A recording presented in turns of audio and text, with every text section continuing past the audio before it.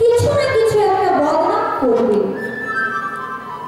কোনদিন শুদ্ধতা একদম দিচ্ছি, আবার অন্যদিন বলবে মুগের ডাল, ছি ছি ছি, এটা খাওয়া যায় না। আবার অন্যদিন বলবে এসব আমার কি খা, মানে নেমন্তন্ন বাড়িতে গেলেই কিছু না কিছু একটা বদনাম করবে। এইবার একটা নেমন্তন্ন বাড়িতে গেছে, কোনোটাই খারাপ হয়নি, সব আইটেম খুব ভালো হয়েছে, সমস্ত লোক প্রশংসা করতে করতে যাচ্ছে। এইবার সেই লোকটাকে নিয়ে ধরেছে যে আজকে আইটেম সব ভালো হয়েছে, সবাই প্রশংসা করতে করতে যাচ্ছে, তা আপনার কি মত বলুন? তখন সেই লোকটা বলছে সবাই তো খুব ভালো বলছে, ভালোই হয়েছে, তবে এত ভালো তো হবে না। সেইখানেও বলছে এত ভালো হবে, এই সমস্ত বিষমিন্দুক লোকগুলোকে নিয়ে বড় মুশকিল হয়। শুনুন মশাই, রাজার ছেলে কালো হয়েছে বলে চিন্তা করবেন না, কারণ সোনার আংটি বাঁকা হলেও যত টাকা ভরে, সোজা হলেও তত টাকাই ভরে। নরোত্তম জননী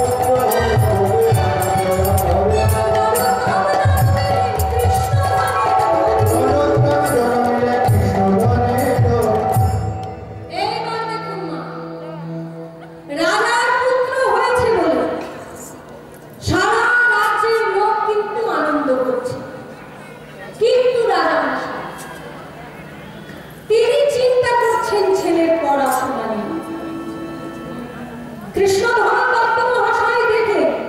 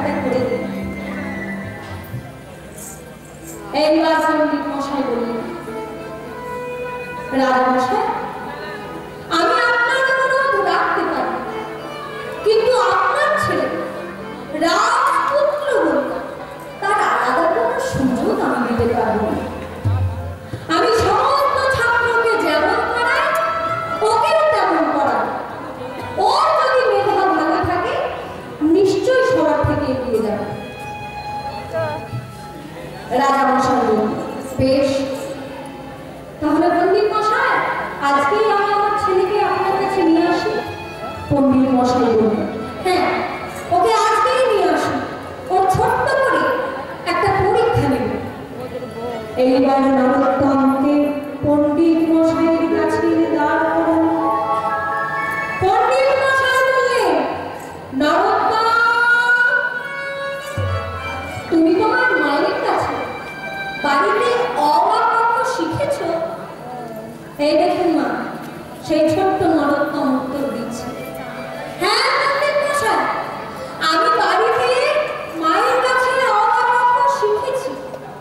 বেশ, এই না কাগজ দিলাম, কলম দিলাম, ক দিয়ে কিছু একটা লেখো, খ দিয়ে কিছু একটা লেখো, গ দিয়ে কিছু একটা লেখো, লিখে আমাকে জমা দাও, আমি একটু ঘুরে আসছি। মায়ের মন দিয়ে শুনুন, এই যে সন্তানকে প্রতিপালন করেন, আপনাদের দায়িত্ব কিন্তু বেশি। ছোট থেকে সন্তানকে বড় করে তোলার পেছনে মায়েদের অবদান কিন্তু বেশি থাকে। সন্তানকে কিভাবে শিক্ষা দিতে হয়, নরোত্তমের কাছ থেকে আমাদের শিক্ষা দিতে হবে। সেই কাগজ আর কলমটা নিয়ে নরোত্তম এবার লিখছে। কি লিখছে দেখুন না, কয়েক, এখন যেগুলো বলবো এগুলো কিন্তু নরোত্তম দাসের নিজের রচনা। তিনি কি লিখছে দেখুন, কয়েক, কলিযুগে শ্রীকৃষ্ণ চৈতন্য,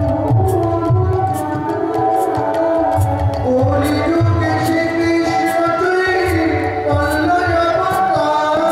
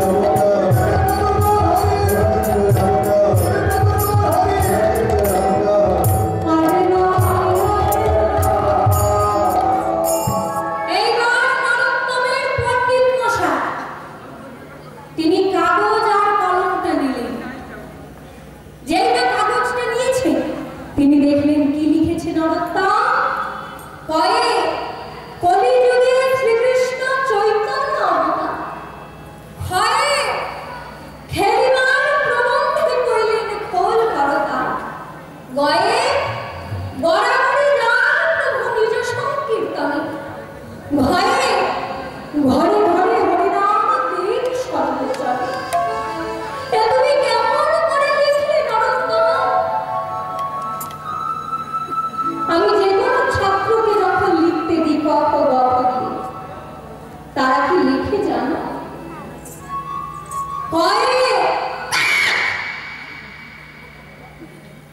আমি যখন কোনো ছাত্রকে লিখতে দিই ক খ গ ঘ দিয়ে, সেই বাচ্চাটা লিখে কয়ে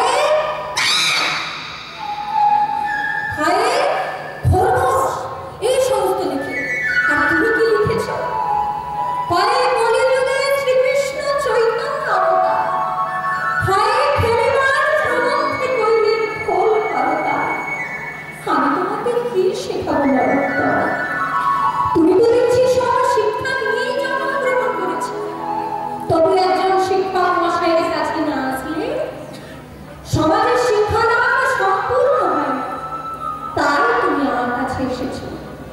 আমার হৃদয়ে যতটুকু শিক্ষার ভান্ডার আছে আমি তোমাকে উজাড় করে দেবো নরোত্তম।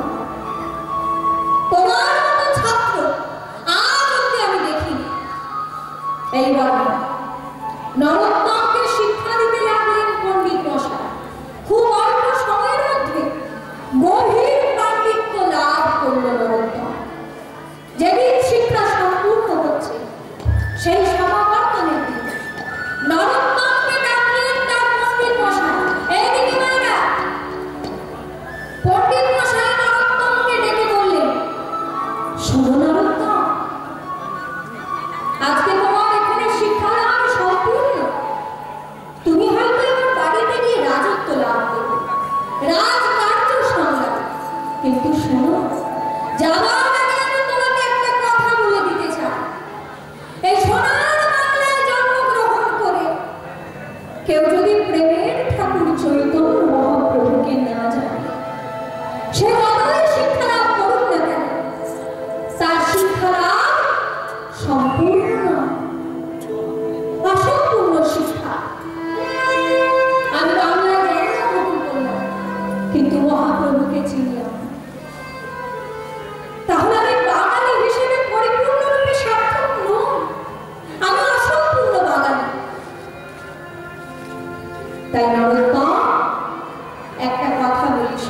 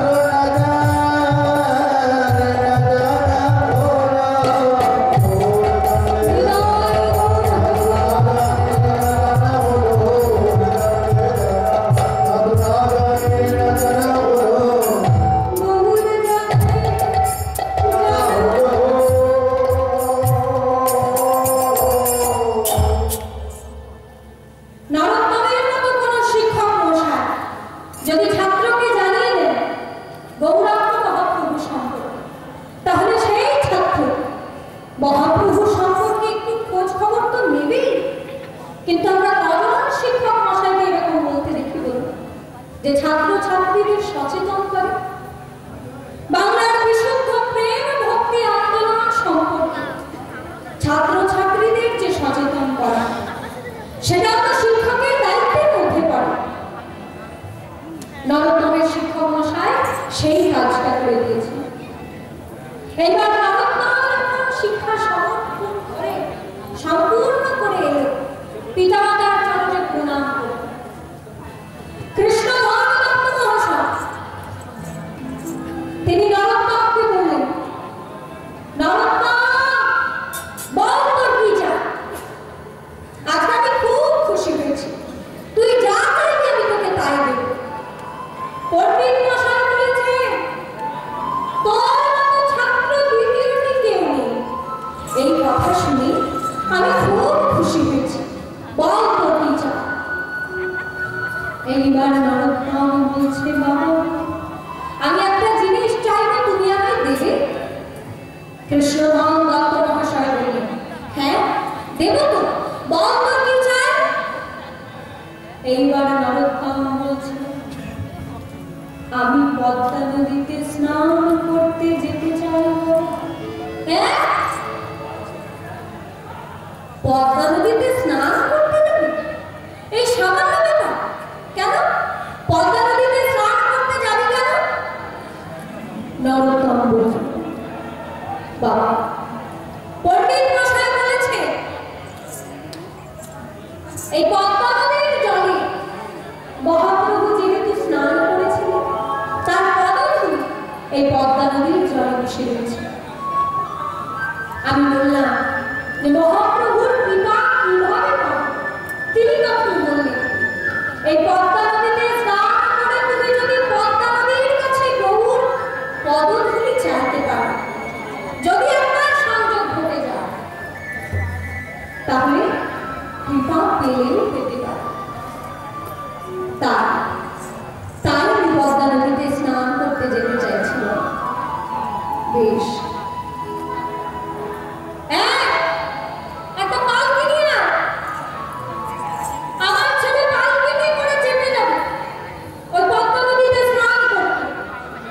না, ওই পালকিতে করে লোকের কাঁধে চেপে আমি যেমন পদধূলি মাখার জন্য না। পালকিতে যাবি না? না, যাব না। তাহলে কি ঘোড়ায় যাবি? না, ঘোড়ায় যাবি। তাহলে হেঁটে যাবি? না, হেঁটেও যাবি। তাহলে কিভাবে যাবি? কিভাবে যাবি? আমি বড়